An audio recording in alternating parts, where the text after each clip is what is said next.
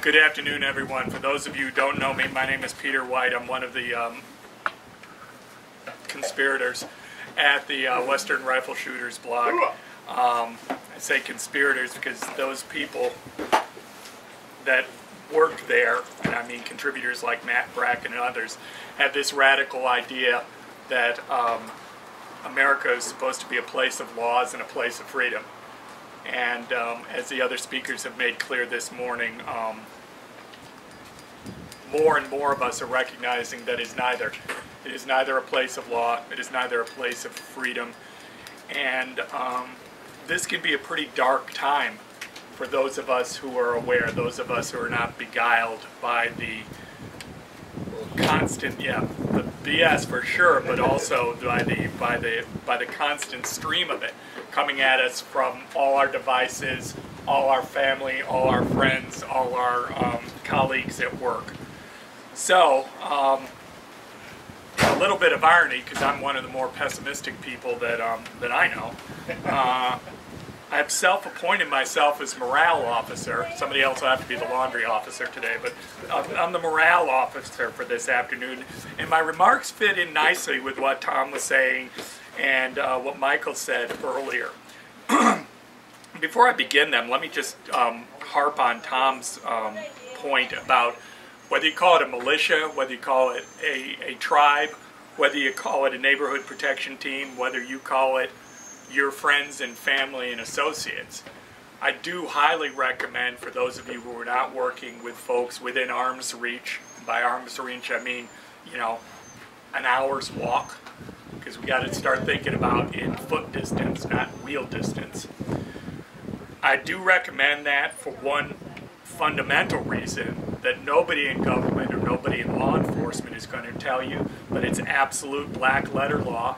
And I'll be happy to amend this comment if anybody brings me evidence of it being incorrect in any of the major jurisdictions of this country. And that is the police, the government, have no obligation to protect you and your family whatsoever. There's absolutely no duty. No duty whatsoever. Already said that. Exactly. And so have the state courts and the lower state courts. I mean, that's just black letter law. So anybody who's trying to tell you that you don't need to be looking how to protect yourself and your loved ones and the people in your community, they're lying to you. Or at the very least, they are innocently misstating reality to you. And I'll grant...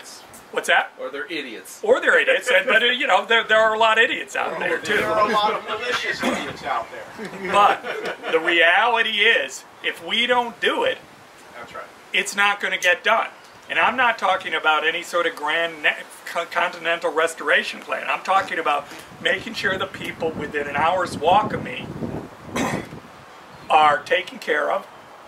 They're known. The ones that need to be sorted sheep from goats have been sorted sheep from goats.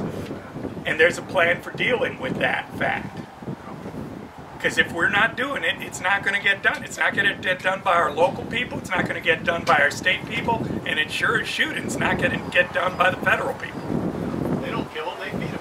Well, exactly. And that's part of the problem. Yeah. But let me turn now with that as kind of context for that we are in fact on our own. Let me turn to something that I saw in on Gerald Vanderloon's American Digest website last night as I started to sketch out an outline for what I'm going to say today. It's a short fable. So I'm going to read it so I get it straight, but it's short, so just bear with me. Put on my grandpa glasses here. One evening, an old Cherokee told his grandson about a battle that goes on inside people. He said, "My son, the battle is between wolves inside us all. One wolf is evil. It is anger, it is envy, jealousy, sorrow, regret, greed, arrogance, self-pity, guilt, resentment, inferiority, lies, false pride, superiority, and ego." The grandfather then told his grandson, "The other wolf is good. It is joy, it is peace, it is love, it is hope, serenity, humility, kindness, benevolence, empathy, generosity, truth, compassion, and faith." The grandson thought about what his grandfather said for a moment, and then asked him, Which wolf wins? The grandfather simply replied, the one you feed. And in that spirit, let me put forth a radical proposition, radical at least coming from me, that as we look into the darkness, that we choose to do good wherever we can. I was talking to a lady who runs a restaurant in Atlanta, and you can tell that, you know, her English is more fluent than mine, but English was not her native language. It turns out she's Romanian. She was there as a teenage girl during the Romanian Revolution in 1989, and talks to me sometimes about that. But she also talks to me about her mother and her grandmother. See, her mother came into this world on the run with a squat and drop delivery in the hills of Romania as they were running from the Nazis. So that's where this woman's mindset comes from. And she, a European lady, and I talk about, look around and see all the people that don't even have a beginning of an understanding of what we're looking at and how bad people can be to each other. And here she is, her mother having been born into the tail end of the Nazi horrors, liberated then by the Soviets and subjected to the Soviet and their lackeys' horrors, born and raised under the Soviet lackeys' horrors in her native country, comes here to America and sees the same damn thing happening. So I said to her after one of those uplifting conversations, so what do we do? She said something that sticks with me, and I hope it will stick with you as well. As I despair, as I lose hope, as I lose faith, as I lose purpose. She said 3 words. I offer those 3 words to you as well. She said, be the light. That's all. Be the light. Be the water, too. Anyway, be the light. And as I say, choose good. And it's going to be hard. There are going to be people in your family. There are going to be people in your community. There are people off from outside your community that will need to be dealt with not in a good way. And it's just hard, cold reality. And I'm not saying be a martyr for the cause of good. I can't ask that of you.